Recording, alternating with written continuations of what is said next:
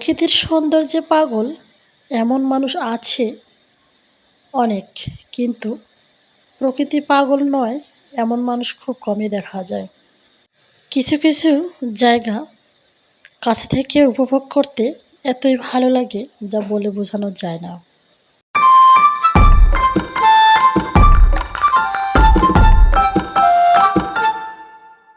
সুপ্রিয় দর্শক, আসসালামু আলাইকুম।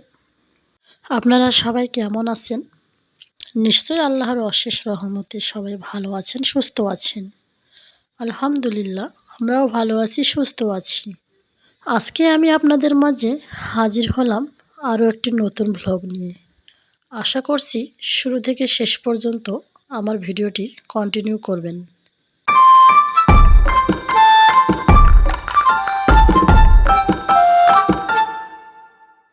শুরুতেই আমি প্রতিদিনে যা যা করি সেগুলো দিয়ে আজকের ভ্লগটি শুরু করব।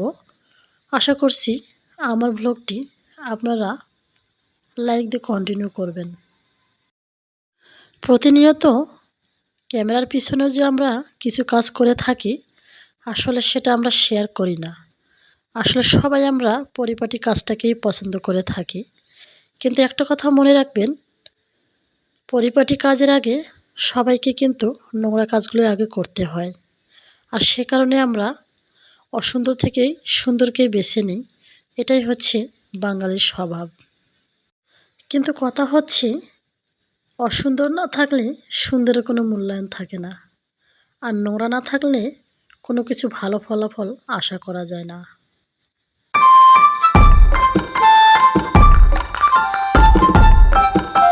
আজকে রাতে আমাদের এখানে এত ঝড় তুফান এবং বিদ্যুতের আওয়াজ, আসলে সারা রাতে ঘুমাইতে পারিনি। তার উপর এক যন্ত্রণা, বিদ্যুৎ না থাকার কারণে সকাল থেকে কোনো পানি নেই, আর কারেন্ট না থাকার কারণে মোটরে কেউ চালু করতেও পারছে না বা ট্যাঙ্কিতে পানি উঠাইতে পারছে না। আর সে কারণে কাজ করা সবার জন্য একদম কঠিন হয়ে পড়েছে। আল্লাহর কাছে আমি সবসময় কামনা করি, ঝড় বৃষ্টি এগুলো থেকে যেন বৃষ্টিকে বেছে নেয় এবং বান্দার কাছে যেন বৃষ্টিকে উপহার দেয়। বৃষ্টিটাই আমার কাছে খুবই ভালো লাগে।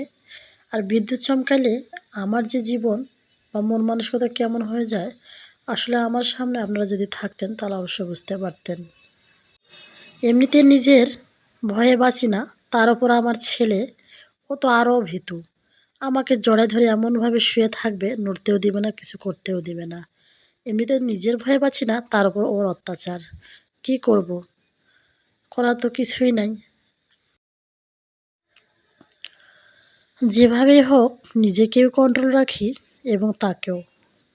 আর ওইদিকে তার বাবা আমাদের মা ছেলের কাহিনী দেখে খুবই হাসি পায় তার। আমার যে বিপদ চলে এসেছে তার নাকি খুশি লাগে, বিশেষ করে যেদিন একটু ঝড় বাতাস বৃষ্টি এবং বিদ্যুৎ চমকাবে সেদিন ও খুব খুশি হয়। আমরা মা ছেলে একে অপরকে এমনভাবে জাপটে ধরে থাকি, তা না দেখে ওর নাকি খুবই ভালো লাগে। আপনারাই বলেন, কারো পৌষ মাস কারো সর্বনাশ।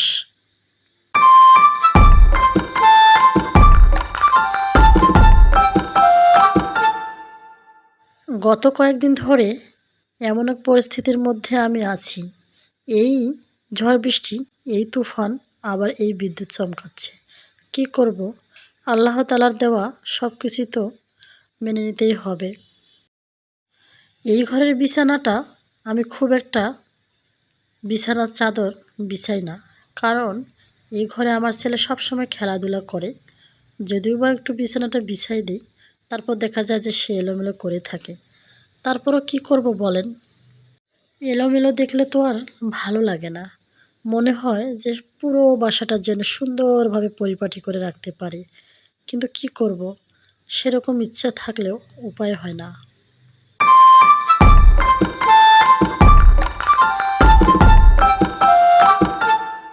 ওই যে বললাম, বিদ্যুৎ না থাকার কারণে আজকে পাতিলেই ভাত রান্না করেছি। আসলে এরকম মাঝে মাঝে পাতিলে ভাত রান্না করতে খুবই ভালো লাগে। তবে গত 15-20 দিন ধরে অবশ্য আমি পাতিলেই ভাত রান্না করতেছি। তার বাবা বলতেছে যে আসলে পাতিলেই ভাত নাকি খুব মজা লাগতেছে তার। কিন্তু কি করব, স্বামীর আদেশ মেনে নিতে হবে। তবে দেখা যাক কতদূর এভাবে চলতে পারি।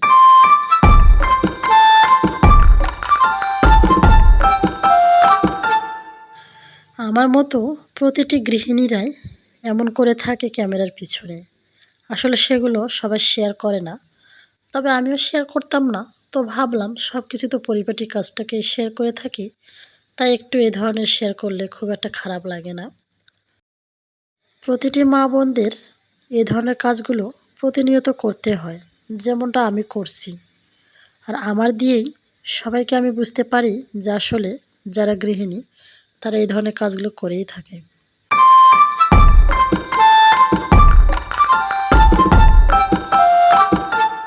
আজকের আবহাওয়াটা সারাদিন কোনো রোদ দেখতে পাওয়া যায়নি।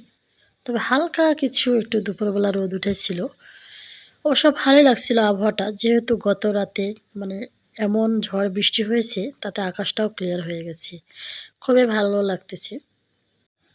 গতদিনে আমার হাসব্যান্ড একটা বিরিয়ানি নিয়ে এসেছিল, বিরিয়ানির প্যাকেট।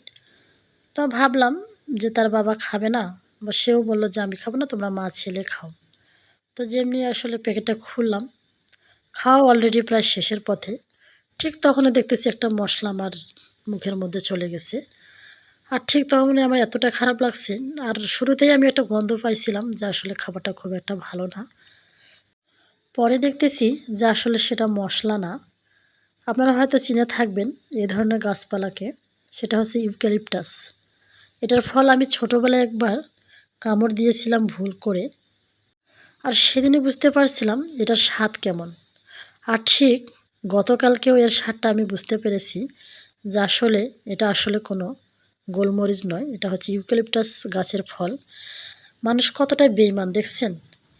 মশলার নাম করে মানুষ কী ধরনের ফল দিয়ে মশলা বিক্রি করার চেষ্টা করে। আর যাই বলেন না কেন, এ ধরনের ফল যারা চিনে থাকে না বা চিনেন না, তারা আসলে এইটার স্বাদ বুঝতে পারবেন না। তবে আমি যখনই বুঝতে পেরেছি এটা ইউক্যালিপটাস গাছের ফল, ঠিক তখনই আমার একটা সন্দেহ লাগলো। আর এতটা খারাপ লাগতেছে যে মানুষ কতটা বেইমান হতে পারে। সামান্য অল্প কিছু টাকার জন্য মানুষ গাছের ফল বিক্রি করে মশলার নাম করে। আর যাই হোক আপুরা, আজকের ব্লগটি বেশি বাড়াবো না। তাই আপনারা সবাই আমার জন্য দোয়া করবেন, আমার ফ্যামিলির জন্য। আমরা যেন সুখে শান্তিতে থাকতে পারি। আজকের ব্লগটি এখানে শেষ করছি। আল্লাহ হাফেজ।